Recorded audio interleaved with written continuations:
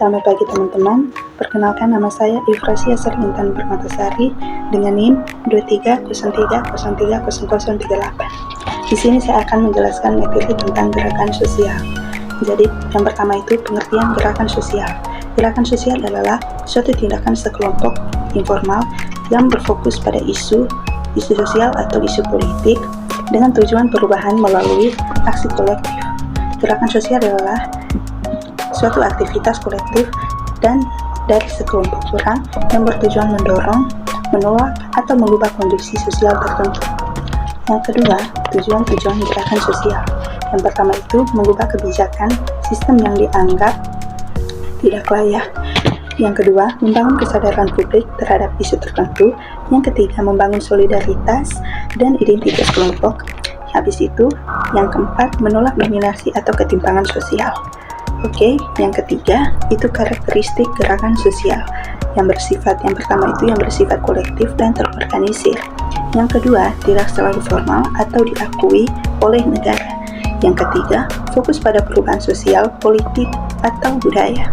Yang keempat, bisa berlangganan, spontan, atau terancam. Yang berikut contoh-contoh gerakan sosial. Yang pertama, gerakan lingkungan, yaitu upaya untuk melindungi lingkungan dan mempromosikan keberlanjutan. Yang kedua, gerakan hak asasi manusia. Jadi, gerakan hak asasi manusia ini bertujuan untuk memperjuangkan hak dasar manusia seperti kebebasan berpendapat, hak untuk hidup, dan kesejahteraan. Yang ketiga, gerakan buruh, yaitu memperjuangkan hak-hak pekerja seperti upah yang layak, lokasi kondisi kerja yang aman, dan kebebasan berserikat. Yang berikut, teori mobilitas sumber daya.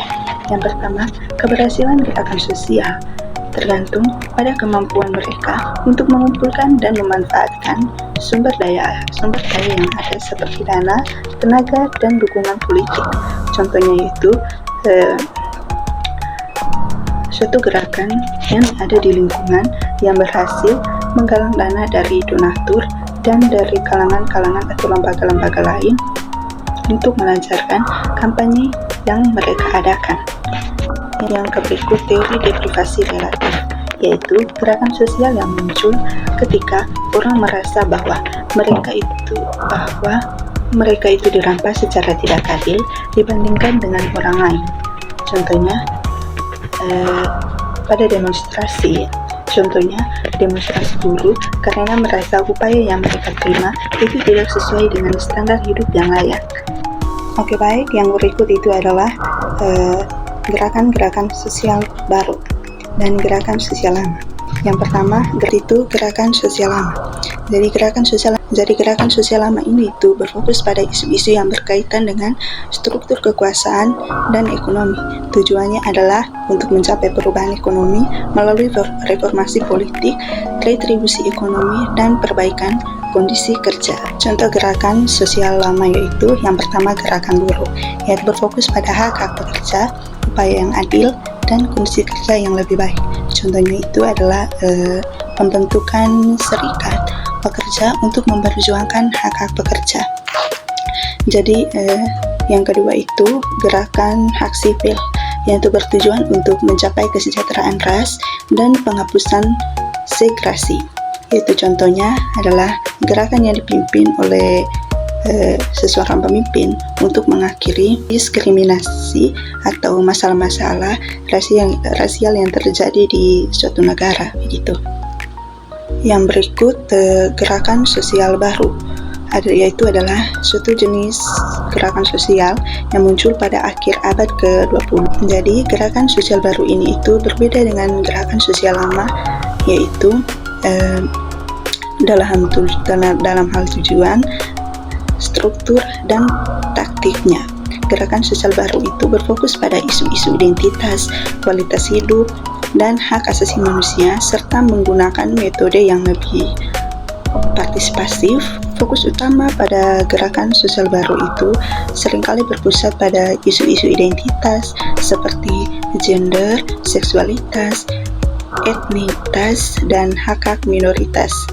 Itu mereka berusaha untuk mengubah norma-norma budaya dan nilai-nilai sosial. Contoh gerakan sosial baru yaitu Yang pertama tadi gerakan lingkungan, yaitu berfokus pada perlindungan lingkungan dan keberlanjutan. Contohnya aksi global untuk mengatasi perubahan iklim dan melindungi keanekaragaman hayat. Yang terakhir itu teori-teori klasik gerakan sosial, yaitu yang pertama itu dari segi waktu. Kemunculan teori-teori ini sejak abad ke-19 sampai sebelum tahun 1960. Yang kedua, itu dari segi pengaruhnya. Teori-teori ini memiliki pengaruh yang kuat sampai sekarang sehingga menjadi teori standar dalam memahami gerakan sosial, pun banyak menerima kritikan. Oke, baik teman-teman, jadi sekian saja sedikit pemaparan materi dari saya tentang gerakan sosial. Apabila ada kesalahpahaman atau ada materi yang saya sebutkan itu salah, mohon dimaklumi. Oke, bye.